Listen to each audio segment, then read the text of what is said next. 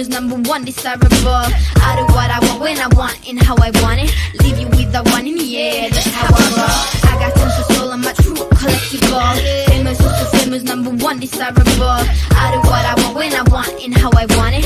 Leave you with the one in the air, that's how I roll. I got t-shirts, so I don't care about no gold. Better, so much better, flipping incredible. Always on the floor, so they know that I still got it. And I never feel sorry, yeah, top of the world. At top of the world. Yeah, at top of the world. At top of the world. Yeah, at top of the world. At top of the world. Yeah, at top of the world. At top of the world. Yeah, at top of the world. When I hear him come like my fuse and then ba-bum. Later, see you later, I'm about to blow this up. You can sing or sing if you want, I know you want it. It's always kinda funny, yeah, cause you all know I'm a superstar in the sky to leave you on. Haters gonna hate, it's a proof of how. Hey guys, I'm Si. Welcome to A.C.E Podcast Nation, and this is my story. And I'm delighted to welcome a Cardiff City legend, a Birmingham City legend, Mr. Darren Purse. How are you, my friend? Well, good sight. Good to be here, mate. Yeah, looking forward to it. Yeah, mate, I'm really excited for it. And I got to say, it's very nice to see you back in the in the Cardiff City badge of old. It's not the same badge as old, I suppose, but it's a badge and it's Cardiff.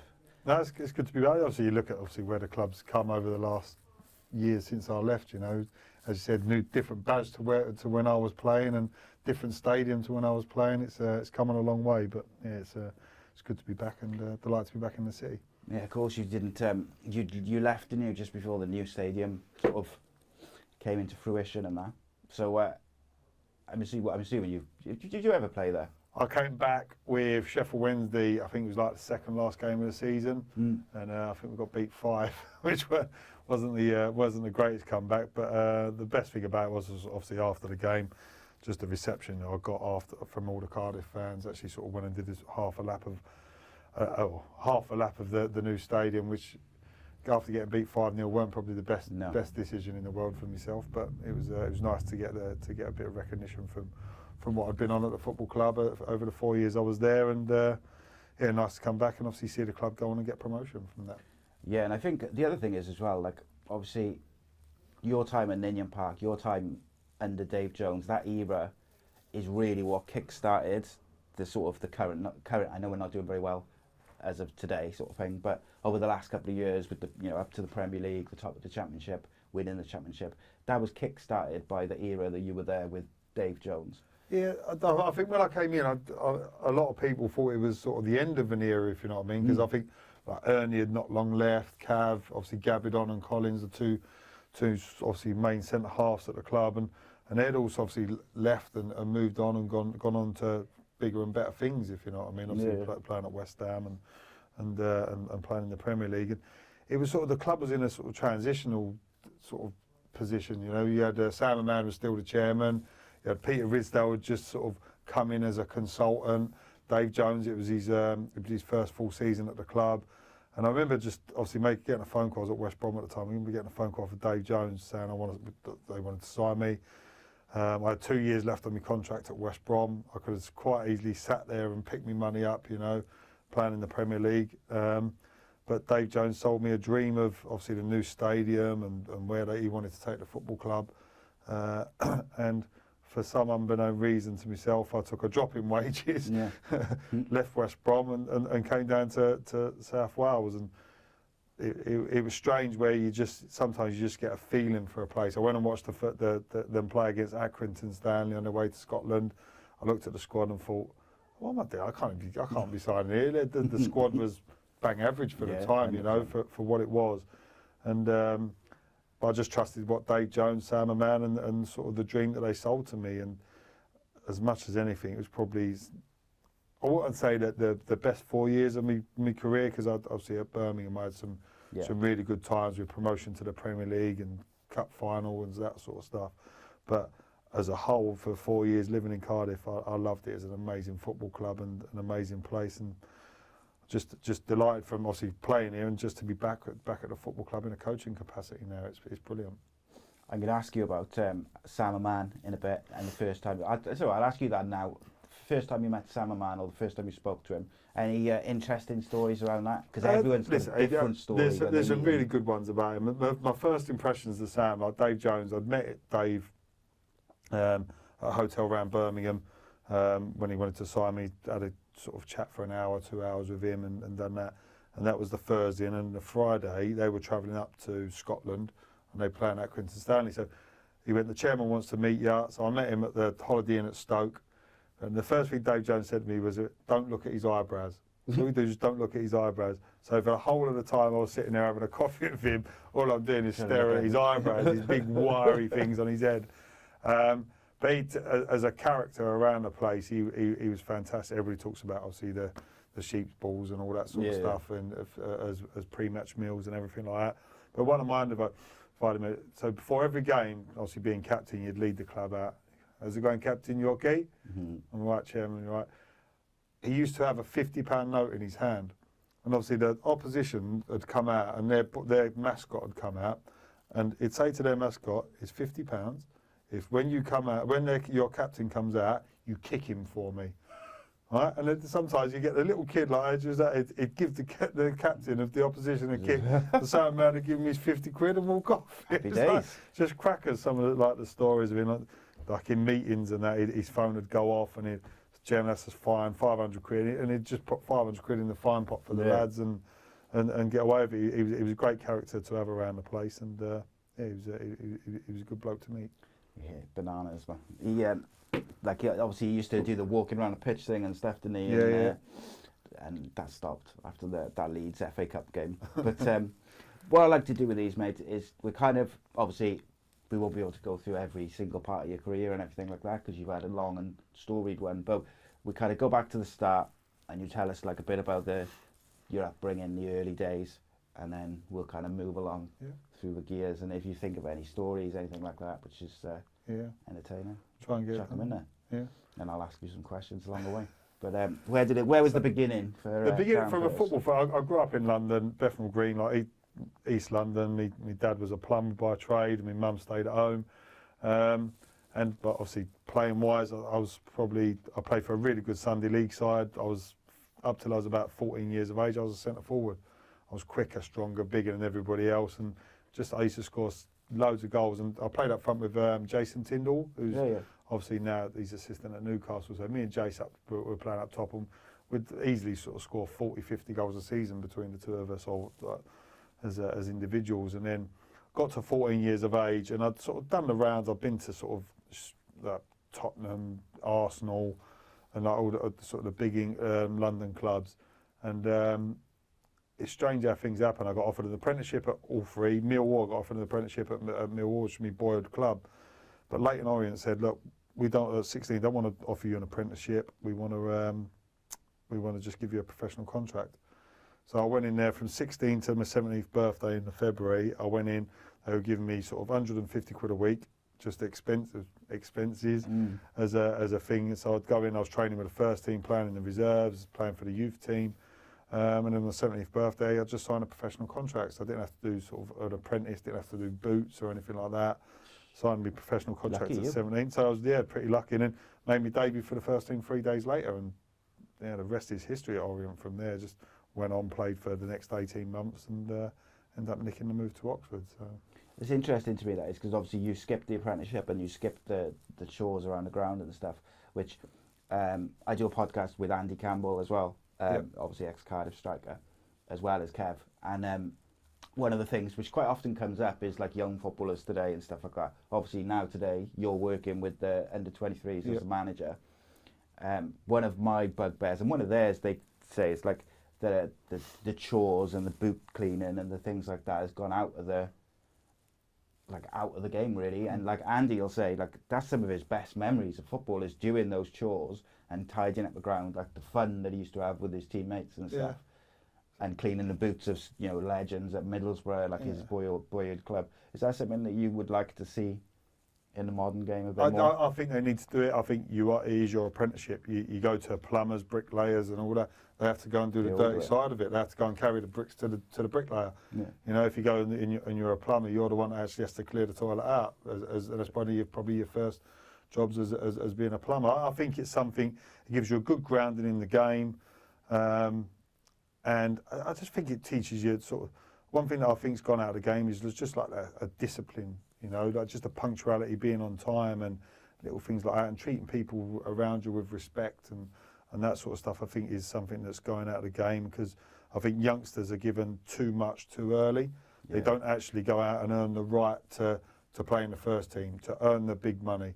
You get some players in these top Premier League clubs that are earning sort of tens of thousands of pounds, but have never been anywhere near kicking a ball for the first team. And they play in these big they're in these big training grounds, and they don't want to go out and do the hard yards of playing in League One, League Two, and the conference at times, to go and give themselves a career. And then at 22, 23, when they get released from the big clubs, they wonder why they can't go and find a club like that, because they've never experienced what it's like at where they are. So I think like apprenticeships as well in football or in any walk of life, they install a work ethic into you, don't you, which you haven't necessarily got as a 16-year-old kid who's just come out of school or whatever, because you're used to kind of, you know, school work, messing about with your mates or whatever. So like when you go into an apprenticeship, like you say, you get all the shitty jobs.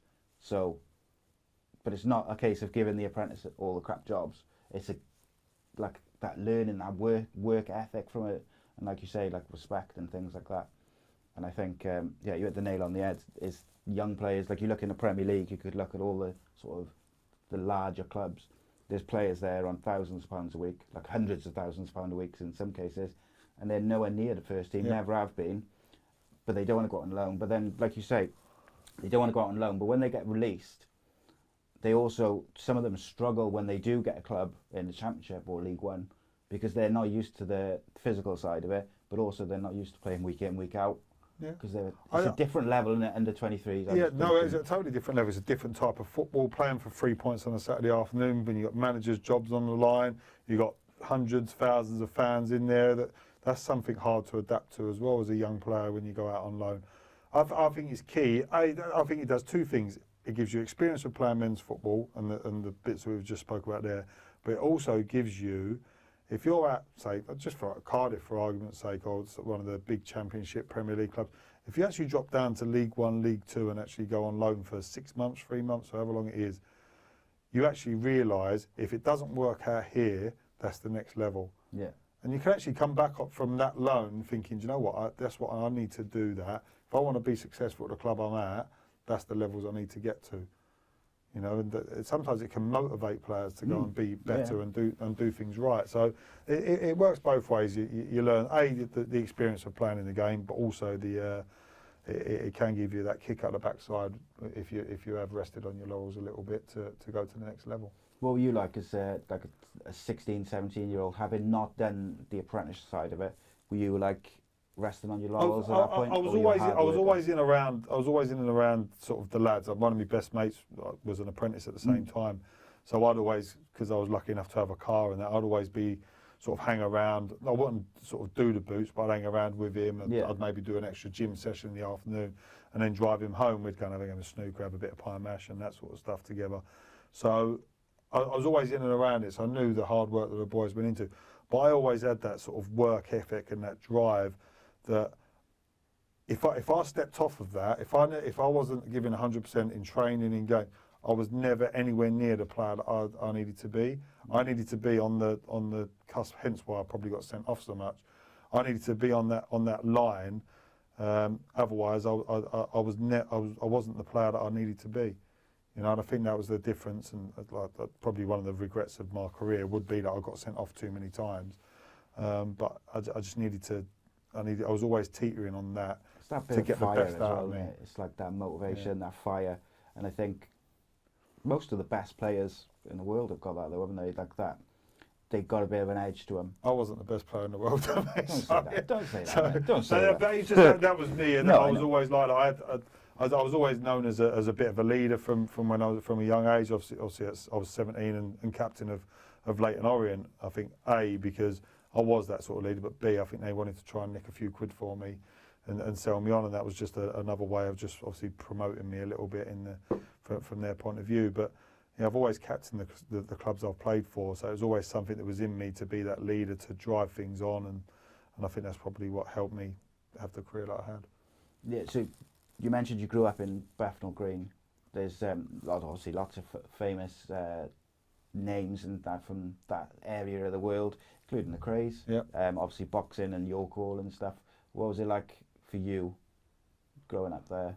I wouldn't have wanted to grow up in a better place, to be fair. I loved it as a youngster, you know, sort of some of the characters you had around the place.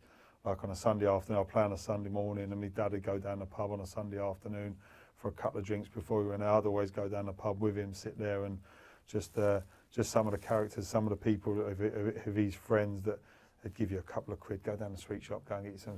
Just little things like that I loved.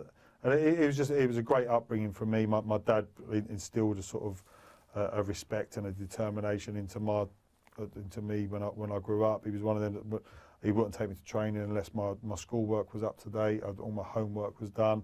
So I'd get home from school, I'd get all my homework done. 5 o'clock, he'd come home from work, straight out, take me to training. So from that point of view, I had that discipline and that work ethic from an early age from them. But it was just a great place to grow up, and I don't think I'd want to bring my kids up there now. It's changed a lot from back in the day, but for me at that moment in time, it was a wonderful place to grow up. For me, like I've never been there, but like it reminds me, or when I hear about it, should I say, I always think of like quite a community-based place, like all the people sort of know each other and are quite friendly and whatever to each other, and anyone would do anything for anyone. I don't know if that's what it's like. No, it was back in the day. My dad would never lock his car, you know. He just somebody went to steal something from the car, they can have what was in the car. So they smash the window, and you have to deal with that. And you'd go out of the house and leave the door open as well. You ought to leave it unlocked. It was one of them places where everybody just looked after everyone, and it was just like a real community, you know, a good place to grow up. Yeah, unfortunately, there's not many communities like that. There's not anymore. I wouldn't leave your car open. You're you right. certainly wouldn't leave your boots open outside of a studio. Or No, something. you're right there, ludicrous, mate. I would. After leaving the key. So you signed your first pro contract 17. What were those sort of first couple of years like as a first team player? Like, was it difficult to adapt? Because obviously you're 17, but you're playing with men now. It's all systems go in it. There's no kind of in between. Yeah, just a massive learning curve. You know, every game I made a few mistakes that cost goals. You know, and to be fair to the experienced pros that are in there and around it, I think I don't know if they could see that I was a good player or what, but they gave me the benefit of the doubt, which was all you can ask. You know, they just kept encouraging me, making sure, and I'm glad I sort of grew into the player that I grew into. You know, and I think it was just because I had the support of the players there. One of the biggest ones, obviously, I was lucky enough, obviously, from Orient to go to Oxford. But when I went to Oxford, we were in the Championship at the time, at 19 years of age. The squad of players there taught me a lot. You know, good experienced players. Like obviously at Orient, I had people like Gary Bellamy, Glenn Cockrell that had played, Colin West, sort of played hundreds of games in sort of league football. Yeah. And you just every day you travel up to games, you're sitting on the coach with them, you just be asking little questions, and they'd talk you through their experiences, what they did well, what they didn't do, and you learn from their mistakes a little bit. And so playing alongside people like Matty Elliott and Phil Gilchrist at Oxford when I moved to there, you know, they both went on to have brilliant careers in the Premier League, and just learning from them. I was like, I suppose, from sort of 17 to 20, 21, I was like a sponge moving to Birmingham, like people like Steve Bruce and Gary Ablett, obviously, God rest his soul. So, yeah, just learning all the time from them sort of players, and I think that stood me in good stead for the career that I had. In those, say, early years, I don't know, say up to, say, age 25, who would you say is like the most influential person on your career? I'd say John Sitton, the manager at Orient, was a big one. He was nuts, but probably one of the best coaches I ever worked under. You know, so from that point of view, he taught me a lot in them really early stages of my career. I'm trying to think of who else, like people like Michael Johnson, who I played at Birmingham. I played with him for sort of 150 out of 200 games I played for Birmingham. I played alongside him, so just learning from him. But yeah, like Matty Elliott, Dennis Smith was a manager at Oxford. He was a centre half at Stoke and that sort of stuff. Just tried to every game, every training session, just tried to go out and be the best that I could be. And these players had all given me just little snippets of what they learnt over their careers, and tried to learn from each and every one of them. I like it. How did you find out about the move to Birmingham, and like how did you feel about that at the time? My agent was he was very good. He was one of them. He only had about 12 players. Didn't have very many players. And I just said to him, I never wanted to know if there was a move coming or anything. Just keep it quiet. When it was going to happen, then that's when I wanted to know. All I wanted to do was just concentrate on playing football. And he just rang me and said, obviously, Birmingham had put in an offer to Oxford. We're going out to meet Trevor Francis this evening for dinner, and that was that. So I went up, met Trevor Francis for dinner. Dad drove up from London as well and had a chat. And obviously, it was, for me, everything was just a little. I won't say everything was surreal, but it was like as if I knew things were going to happen. Even from a young age, I always thought I was going to be good enough or lucky enough to have a career in the game, and things just every year would just get better as it went on. So it was just nice going to meet Trevor Francis and then getting the move to Birmingham. What was Trevor Francis like? Quality player? Very good player, even in the training sessions then, sort of 40, in his mid-40s. We used to have, because he was that good, we used to have a little fund going along amongst the players, that if you kicked him and drew blood, you got a bit of money out of fine money. So I'd always be trying to kick him, but he was that good you couldn't get anywhere near him. Even in his mid-40s. Wow. He was such a good player, and he'd join in training and stuff. And sometimes you just look at it and go, wow.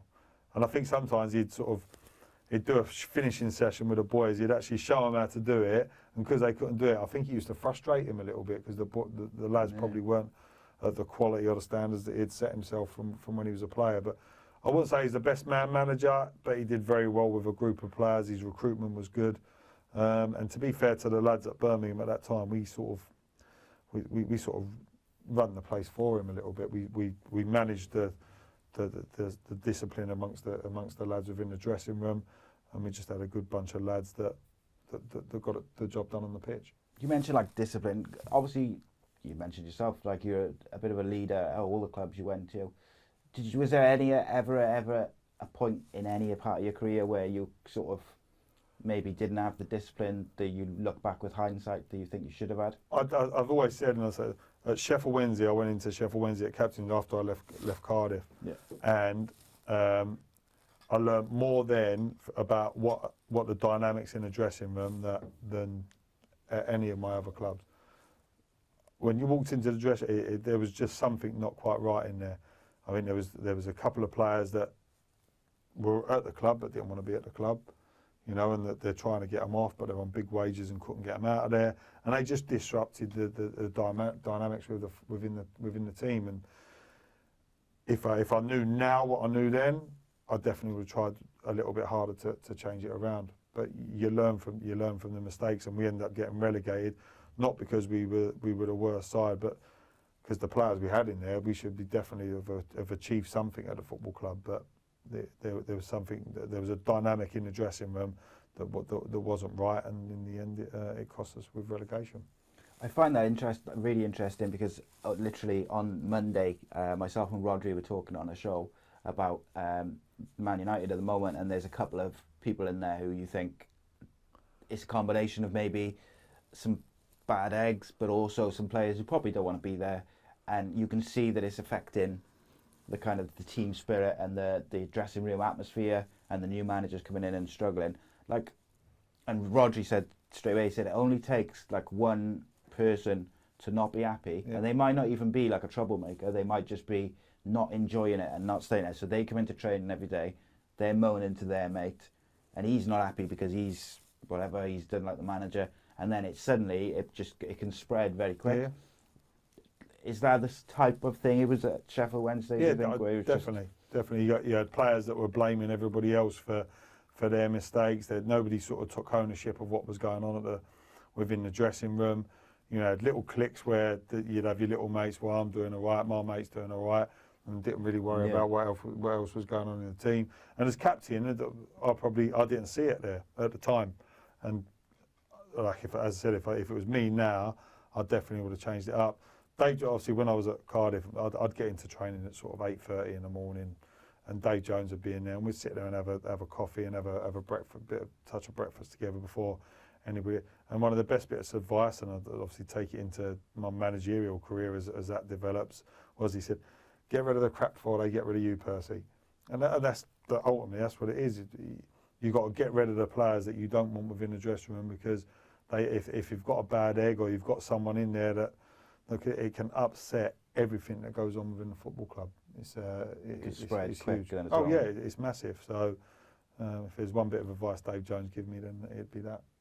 Yeah, we'll get to Dave Jones in a sec. But the Birmingham one as well, fascinating. You mentioned Steve Bruce. Like Steve Bruce, I think him and Guy Pallister don't get the credit actually that they deserve for the footballers they were, not just the defenders. But Steve Bruce was a quality defender.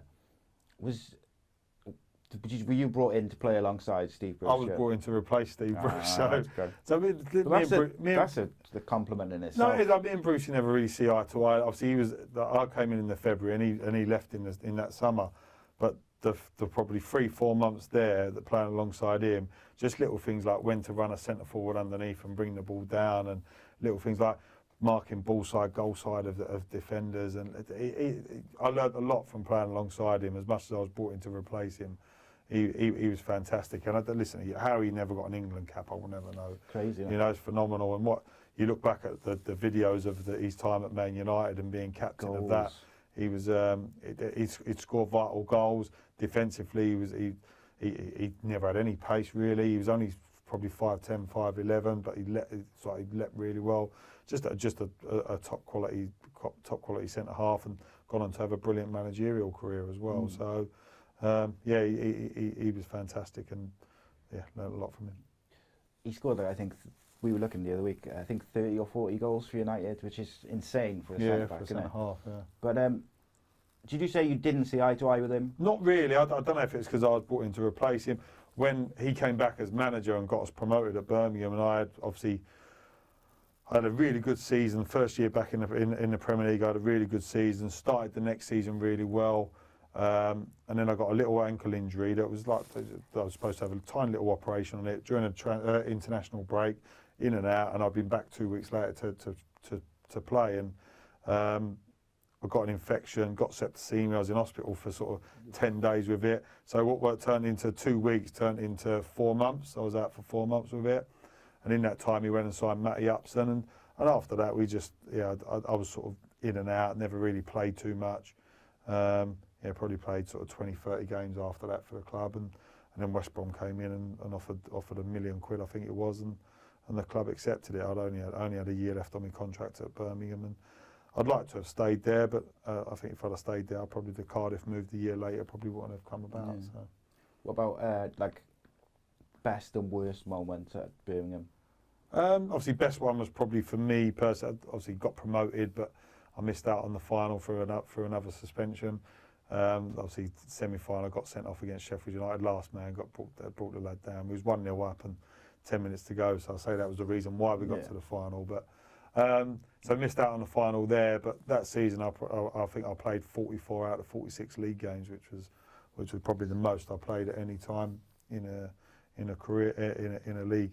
So getting promoted there, obviously, Worthing Cup final was fantastic. To score in a cup final was everybody's dream. You know, I think as a young kid you dream about that. So from that point of view was brilliant for me. And I think I just enjoyed every minute of playing at Birmingham. It's a fantastic football club, and it's obviously privileged to play there. Yeah, it's interesting. Every footballer I speak to, then when they talk about the League Cup, they all call it something different. So you call it the Worthington Cup. Worthington Cup. Andy calls it the Coca-Cola Cup, and Kev calls it, what's he call it? The Carling Cup. Yeah. They all call it something different Carabao because it changes Cup now, all the it's time. unreal, isn't it? They have different sponsors. Used to be the Milk Cup as well. It's scary. It's insane. So leaving Birmingham, would you say you were a little bit reluctant, or were you ready to go? No, a little bit reluctant. I'd like to have stayed. It was one of them. I did 8.5 years. I'd like to have done 10 years. You know, I think to be at a club for that long would be brilliant. But you have to move on. Obviously, then moved on to West Brom, and that was the great escape year. So obviously it was brilliant to do that for a year, but I played the first 20 odd games of the season. Brian Robson came in, changed things around, and I never sort of played the last dozen games of the season, which was disappointing, but to miss out on being part of that great escape. But obviously the games leading up to it, I was captain and stuff like that, so it was good to be involved with that. But as I said, if that hadn't happened, if he'd have come in and said that he'd like me, I'd still been at West Brom, and I wouldn't have got the opportunity to come and play for Cardiff. So from that point of view, it was the right decision. I'm glad Brian Robson came in then. But no, funny enough, like Andy, obviously he's a Borough lad, and he was Brian Robson was his manager, and he speaks exceptionally highly of him. What was it he liked to work with for you? Because obviously it's a different experience for you, isn't it? Because whereas Andy was like a kid who had like this legend coaching him, like you've been captain all season, and he's come in and you've kind of moved out the side. I'll speak to a few people still at the club. Like Jeff Horsfield, I played at Birmingham. Darren Carter, I played at Birmingham, West Brom with, the same with Horse, and they loved Brian Robson to bits. I didn't. You know, I see a different side of him. What he did at the end of that season was brilliant. You know, he got a group of lads together that went on to win sort of 6 out of 12 games to keep him in the division. What went on after that, I think he just got a group of lads together that they like to drink. They got on the pop every now and then throughout that time, and it worked. They carried on doing that the next season. Hence why 3 months in he got this, because it doesn't work. You know, you can do it for a certain amount of time, and then you need that discipline. You need that sort of, not togetherness, but you need that coaching. You need to get that discipline into people. Yeah. So it worked for the time for what it did, but obviously once he'd got the job permanently and he was in there, it didn't work out, and he lost his job after that. But as a player, he was awesome. You know, when he was at Man United, what a player. But as a manager, like little things, I sat next to him in the Player of the Year awards the day after. So the Player of the Year awards the day after we stayed up. Okay. So literally all the lads had been on like a 24-hour bender sort of thing, just on the. So we're there, and he was supposed to present Young Player of the Year award, and he was that drunk he didn't. You know, he had people coming up to ask for his autograph, and where he's signing the autograph on the sort of navy and white bit of a shirt, he'd end up signing the tablecloth rather than signing the shirt, because and then by 10 o'clock at night he was asleep around the corner. And so for your manager, so little things like, for your manager to be like that, that's not on. You know, you got to have that. You got to have that balance, I suppose. And you got to. I guess as a manager, you've got to be almost like above that slightly, haven't you? Go and have a drink, go and do that, but you've got to have that. And I think as a manager, once you've got promoted, your job is then to go and keep you up in the division next year. That's your next job, not to go out and enjoy your thingy with the lads. But listen, as a man, I thought he was very good, but as a manager, obviously, Andy Cow says he was excellent, and Jeff Horsfield says he was excellent, but there's always two sides to every story. Everybody has an opinion, so it's the way of the world. Yeah, you get different people. Sometimes people click, some people they don't. Sometimes it's just everyone's got different relationships, haven't they? And they see people a different way. But I think like with that, The Great Escape, it sounds like that. You're right. It'll work for a short time. Like get on the beers and have like you create like a siege mentality almost on you, and everyone's together, everyone's enjoying it. But you're right, it's never going to last. You can't sustain it, and obviously that's what happened. But I'm glad it did happen. Yeah. So that must have been, even though you obviously disappointed to miss out on the latter part of the season, must have been amazing to be a part of that, because like 6 out of 12 games is pretty unheard of, isn't it? Where for a team obviously we went and signed lads like we had Kieran Richardson come in, Kev Campbell came in from Everton, and as much as I wasn't playing, I still enjoyed the ride. I still enjoyed the rides. You know what I mean? I was in and around it. I was on the bench and doing that sort of stuff. So it was good to be in and around it and just riding on the crest of a wave, being involved in it. The experience of it last game of the season, because I think there was like 4 results had to go our way. We had to beat Portsmouth. I think there was Fulham, Norwich, and another. There was like 3 other teams down, and they all needed to get beat or draw, and we need to beat Portsmouth, and all 4 results went for us.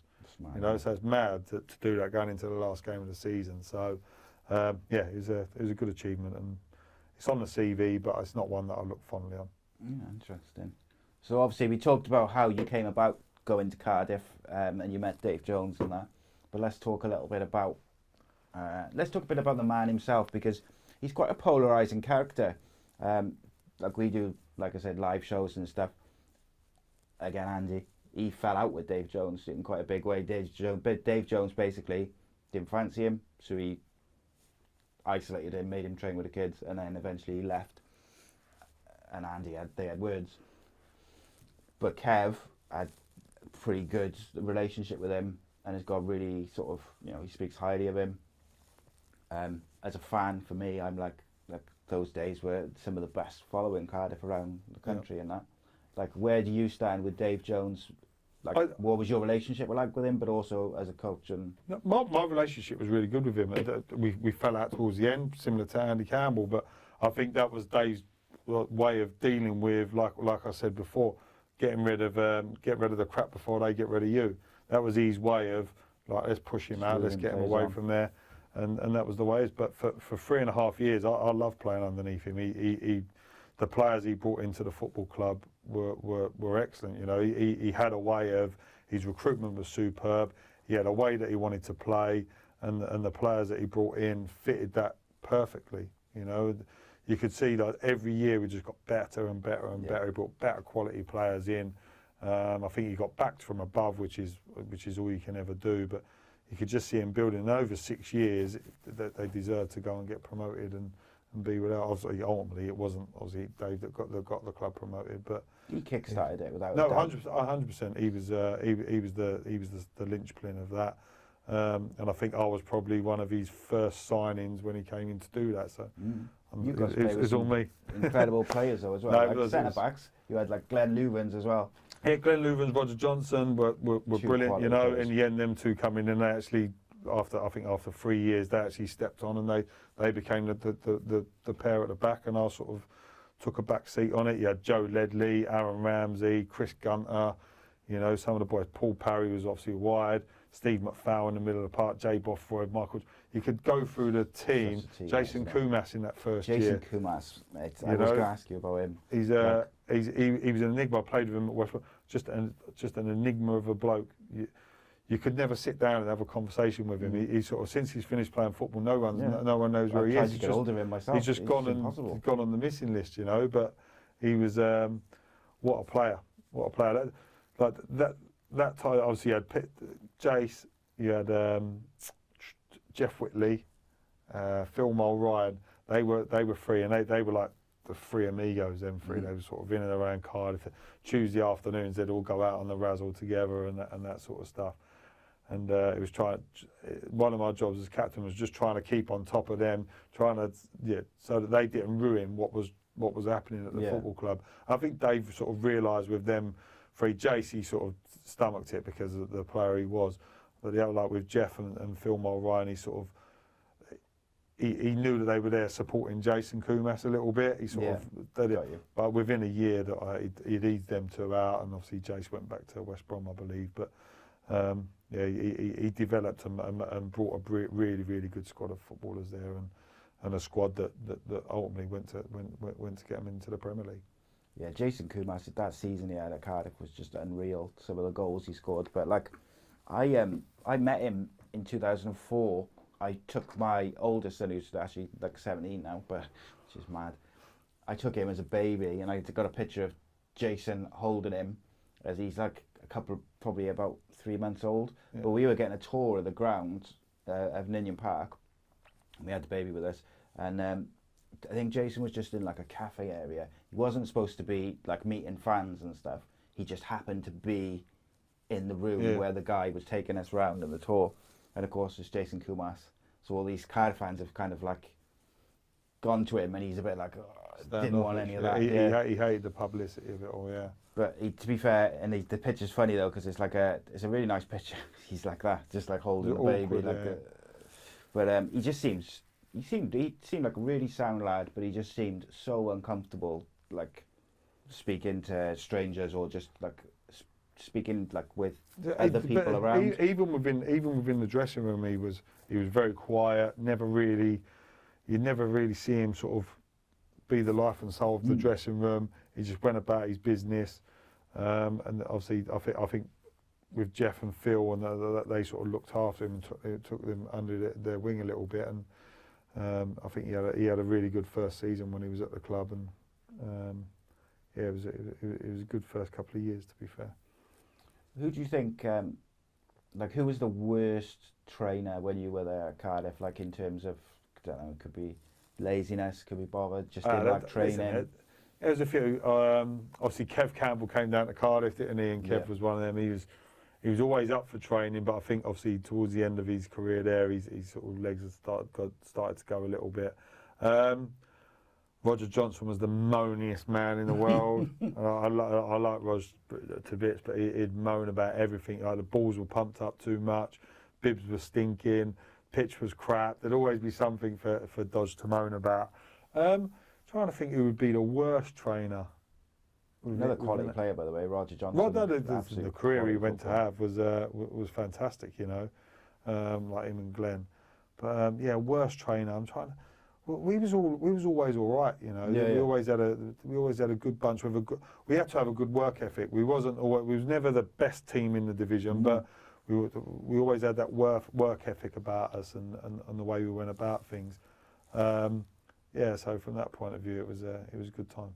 Yeah, you missed out on the playoffs, didn't you? Like by a point, and I think a couple of points. But the one was my last season at the club when we got beat by Sheffield Wednesday, last game of the season, was I think 3 or 4 games prior to that was the Preston game. I think if we lost 6-0 away to Preston, and I think if we lose 5-0, we get in the playoffs. Right, we lose 6-0, and they picked us on goal difference to get in there. You know, how's that to get over as a player? Is that something which plays on your mind afterwards? It didn't play on my mind because I was out the window already by then. Obviously, David already sort of squeezed me out. I nearly went to Norwich in the January with Brian Gunn was in charge at Norwich, and I think he was trying to sign Mark Hudson then, and it didn't quite go over the line in February. In the January transfer window. If he had brought Mark Hudson in, I was free to go to Norwich, so I ended up staying around for the last 6 months of the season. So for me, listen, I was gutted because no matter what had gone on at the football club, no matter what my relationship with Dave was at the end, I wanted the lads to do well. I wanted the club to do well. I suppose you've built towards that moment, haven't you? Like if they get to the playoffs and go up, you've still been a part of that. Yeah, I'd loved it to have happened then. You know what I mean? And I was disappointed. Like my last game at captain was Sheffield Wednesday away, and we lost 1-0 from a bloody a worldy goal. And I think if we nick a point from that game, we're in the playoffs. But excuse me, I'd love that to have been my last game, if you know what I mean, to have been into the playoffs and gone from there. But it wasn't to be, and disappointing to leave. When you're getting squeezed out of a club like that, whereby it's not necessarily your choice to go, how difficult is it to kind of go in every day, train and do your hardest? Are you trying to prove a point and get back in favour, or are you kind of like got your eye on other clubs? Or I never looked at. Every time I crossed the white line, I always wanted to go out and do my best for the team that I was playing for. It was never. I never went into anything and thought, you know what, I can't be bothered today. I had, like I said, I had to be on the metal all the time, or I was never good enough. So from that point of view, no matter what I was doing, whether or not it was my last game for Cardiff, first game for, I'd always go out and give my best. I'd always, if I was out of the side, I'd always encourage the boys that would be playing. I'd always be there and support them. And I think I showed that even when I weren't playing. I'd travel the length and breadth of the country and go and watch them. I'd be in the stands watching the boys. I think Leeds away, I watched them beat Cardiff beat Leeds at there. So I'd always been around it, and it was just something that I always wanted to do. Always wanted to be in around it, and I was disappointed to leave Cardiff because the lads were excellent. Like some of the stories from like pre-season tours and that sort of stuff are unbelievable, which Kev's probably gone through. And he told us a few of them. The fire extinguisher story. Were you there then? Yeah, I was there for the fire extinguisher story. I was there for. I remember going to a little a nightclub, and something had happened to Rog. He'd lost his shirt and he had no top on, I remember going to the bin to tip the bin out, took the plastic bag, the black plastic bag, ripped it up, put it on as a top, end up walking to a nightclub, got a bin bag on as a top, you know. It's just like some of the things you did, like 3, 4 in the morning. And but I think that's why we were such a good group back then, because we sort of went out together, we played hard together, but when we was there to train, we actually trained hard together as well. Definitely. So, you didn't go to Millwall from Cardiff, did you? You went to Sheffield Wednesday first. I went to Sheffield Wednesday and then went to Millwall from there. So we talked a little bit about Sheffield Wednesday. I want to talk about Millwall because, like you mentioned, it's your boyhood club. Was that kind of like full circle almost for you? Like you knew you were sort of in the latter stages of your playing career. Was Millwall kind of like a bucket list type thing to play for them? Yes and no, yeah. Well, listen, everybody wants to play for their boyhood club, but it wasn't really a bucket list for me. It was more for like my dad. You know, I remember obviously when I left Sheffield Wednesday, I remember Milan Mandaric had just bought the club, and I was in the second year at Sheffield Wednesday, so I'd have been 34. And I remember him coming in to me, and he went, and I had a clause in my contract: if I played 30 games in my second year, I got an extra year. So I'd played 28 games. So it was only in the January, and he. So first day he pulled in, Milan Mandaric sat me in. He said, "Percy, I love you, man. You're a great player, but you're not playing 30 games for my football club." I went, "No worries, chairman." That was it. So in the end, I terminated my contract, got paid up a little bit. So I was like towards the end of the January transfer window, and I was without a club, and that was the Thursday, and I had a phone call from a mate of mine called Dave, like Dave Ford, played in goal for Mill. Yeah. He went, "Percy, we're desperate for a centre half." He said, I'll give you Kenny Jackett's number. So I rang Kenny Jackett on the Thursday night. I said, "Look, Kenny, this is the situation. I've just been released from Sheffield Wednesday. I'm free to leave." He said, "I know you're looking for a centre." "Oh, I've just signed one from Norwich." "I've just signed one from Norwich, Percy." I went, "No worries, that was it." 10 minutes later, he phoned me back. "Percy, it's done. We're sorted. That deal's done. Let's get down." So I went down, signed the contract, and I obviously made my debut the next day on the Saturday morning at Leicester away. So while that was all going on, I didn't even tell my dad. I just left him to it. And my dad was, I played 700 league games with him throughout my career. He probably watched 690 of them. You know, he watched me. He'd followed me everywhere, like Newcastle away on a Tuesday night. Cold. He'd leave London at midday, get out there, get back at 4 o'clock in the morning, go work the next day. So my old mate, even when I was playing for Plymouth at 37, he came down to Plymouth and watched me down there. He used to travel like to watch you play for Cardiff. Oh yeah, no, I don't think he probably missed a game for Cardiff. You know what I mean? Everywhere, like Middlesbrough away, all the home games he'd come down. Sometimes he'd come down on the Friday night, stay with us, but yeah, everywhere he'd go and like. It's incredible, that isn't it? He had obviously early on, he had a friend of his that just travel everywhere, and then my uncle got on it, and to be fair, my uncle liked to drink, and so my dad would drive, my uncle would be on it in the Players Bar, and just used to be with him. So he had somebody to travel with him, but yeah, he was fantastic. So when I rang him and said, "Look, Dad, we're going to Leicester tomorrow," obviously because Millwall were playing away. He went, "Millwall got Leicester tomorrow?" I said, "Yeah, we're going to Leicester tomorrow.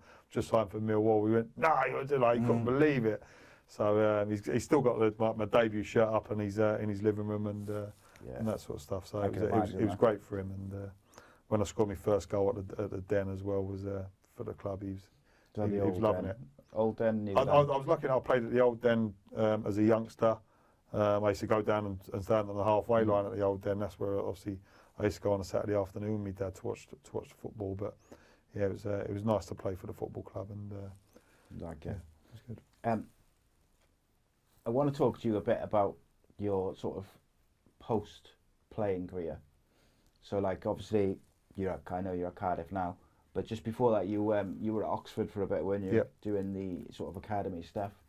Is the plan to get into like management at a football club, or is it you enjoy working with the younger players? I enjoy working with younger players. I also enjoy making my mistakes with the younger players as well. I think I believe that you have to go and do your apprenticeship again. You know, obviously, I'm now 17 years of age doing my playing apprenticeship, but now my coaching apprenticeship or management apprenticeship. I want to go into management. I'm not ready, anywhere near ready at this moment in time. I don't want to. I see this as a career for me. I still want to be doing it when I'm 65 years of age. I don't want to go in and do a job for 18 months or for a year and you get the sack, you get left there, and that's it done. I want to go and do it for the next 20, 25 years, and that's where I want to be. Whether or not that happens for me, touch wood, it will. I'm working hard. I've done it the hard way. I've gone to non-league, obviously, while I was still playing. Did some assistant manager stuff from there. I've gone down to the grassroots and obviously the academy side of things to learn and that sort of stuff, and being around the day-to-day, making mistakes with the younger under-18s, under-16s, under-23s, under-21s, and hopefully in sort of a year, 2 years, 5 years, 10 years, however long it takes, when I am ready, hopefully it will stand me in good stead and give me that opportunity to go and have that career that I want in the management side. How would Darren Purse, the manager, deal with Darren Purse, the player? I think he would have loved to have had him in his team. I hope he would have done anyway. I hope. All I can ever say is whoever I played for, I'd go out and just give my best for the shirt I was playing for. And I think as a manager, I think that's all you can ever ask. As a fan, that's all you can ever ask from any player that goes onto the pitch. As long as you give your all, you're going to make mistakes. As long as you learn from that mistake and you don't keep making the same mistakes, then you're going somewhere. There's a method to the madness that's going on. So I think the manager would like me in the side. He'd like me to be that leader. He'd like me to instill the discipline and respect and work ethic that I brought to the football clubs I played for, and hopefully that's something that I can look for in a captain as we go forwards. 100%. What about how did the return to Cardiff as the manager of the under-23s come about? So I applied for the job before when Morrow got it, when the gaffer got it. So I applied for it then, got down to it, so I had an interview, and as much as anything, it probably wasn't the right time for me. I'd done the 16s at Oxford, but and I'd sort of been in around the 18s, but I wasn't actually in the building full time. I was still sort of part time. I was still playing a little bit, and so it probably wasn't the right time for me. And then obviously I'd been into Oxford for the last sort of 18 months doing the 18s, doing the 21s, and then obviously got a phone call one Saturday evening from obviously the gaffer, and he just said, "Look, Percy," he said, "I know you applied for the job the last time when I got it." He said, "We're re-advertising for the job. It's going to be up for a couple of days." He said, "I'm telling you to apply for it." So I applied for it and interviewed and ended up getting the job. So obviously I've got to thank the gaffer really for doing it. I'm sure I'd have seen the advert. I'm sure I'd have seen it gone up to do that. But for him to do that and go out of his way to approach me and tell me about it and actually sort of have the backing and bring me in, I can't thank him enough. And when you came back, like first day back, what was that like to return to a club? Obviously you had some good memories. It was nice.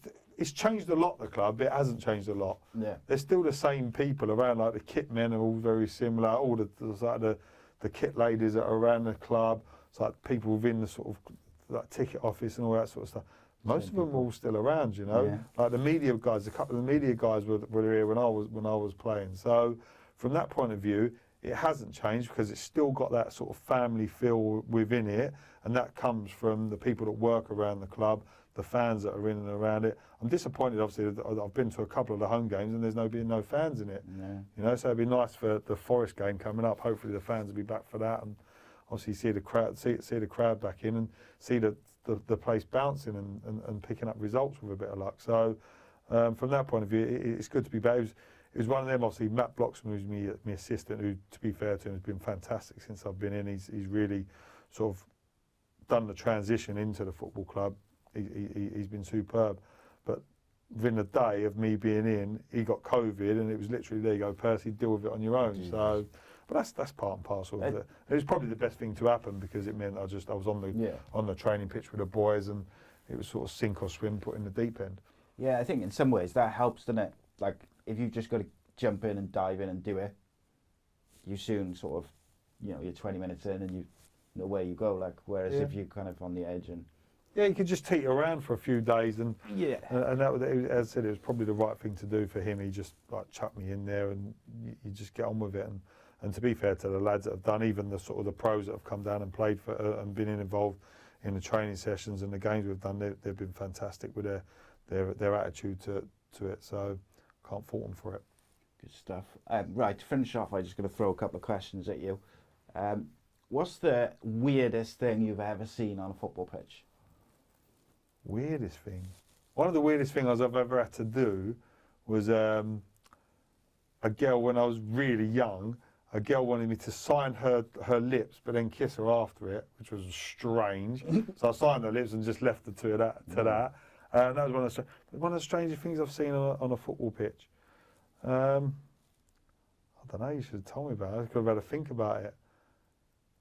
I just wondered if anything sprung to mind. Nothing really strange. I've seen like streakers on the pitch. They're random when they run on. You think, what's going through your mind to do something like that in front of thousands of people?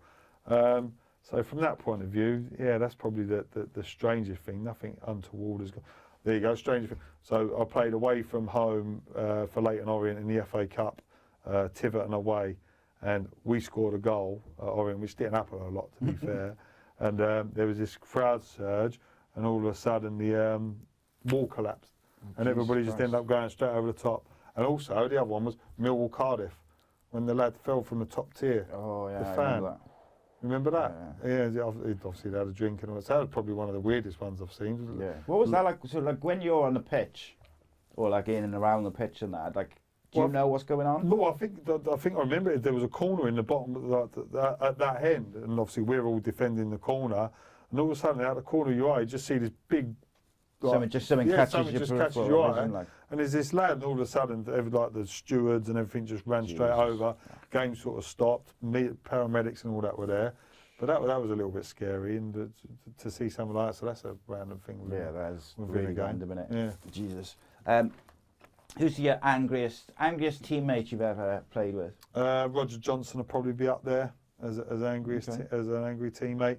We when I was at Birmingham, we had two players called Alou Cisse and Olivier Tabili, and they were we used to call them. Do you remember the old Axe and Smash, the bushwhackers? Yeah. The old wrestling. So that was their nicknames, Axe and Smash, because in training they'd just go and just kick the crap out of everyone, you know. And they was probably sort of angry people in and around that. But yeah, so they're two people that probably would spring to mind for that. Funniest teammate? Kev McNaughton's definitely up there. You know, I put Ian Bennett at Birmingham, goalkeeper. He was a really funny lad. But yeah, Kev was crackers. Obviously, who turns up to your FA Cup final song and wears, I'm sure it was a rabbit costume for the whole of the whole day. Never took it out. Never took the hat. I don't think just a whole day just wearing his rabbit costume. He was just crackers. And on night out, he was brilliant. And yeah, just an amazing fella. FA Cup. We didn't even talk about that. There you go. What was that like? Well, here's a stat for you. I'll play. I was on the bench every game and never kicked a football in the FA Cup. No, every game. Didn't come on once. Didn't come on once. So got my FA Cup final medal in the thing with me, but never kicked a ball in it. I bet that's some trivia. Who played in every round of who was selected in every round of the FA Cup, but didn't play and got a medal. There you go. Yeah. So yeah, that was a random one, but yeah, that was a good achievement. Some of the games we played there, like Middlesbrough away, was a great day out. Yeah, it was incredible. Yeah, that was. Yeah. That was decent. Yeah. A bit heartbreaking. We had a couple of heartbreaking trips to Wembley within short succession. Yeah, obviously the playoff final when Jay came off, that was a tough one. That was a tough one to handle, wasn't it? Obviously. Do you know when we spoke to Jay about that? He still like. You can see like when he's talking about it hurts him, like whether he had to come off and took it quite badly. Like he's still there. Yeah, I think little things like that do. They can define your career to a certain degree. You know, when something like that happens. But injuries happen. There's not a lot you can do about it. You know, you pull a muscle, you break a leg, anything could happen. You just have to. Especially if like your hamstring or your knee go or something like that. I think that's one thing. I was always quite, apart from the obviously injury at Birmingham, I was always quite lucky throughout my career with injuries. So from that point of view, I can't really see this. understand the disappointments, because I've never really been through that. Lucky you, no? And I was lucky. So with this series, I have one question which I finish off with, which is Darren Purse, what is the meaning of life?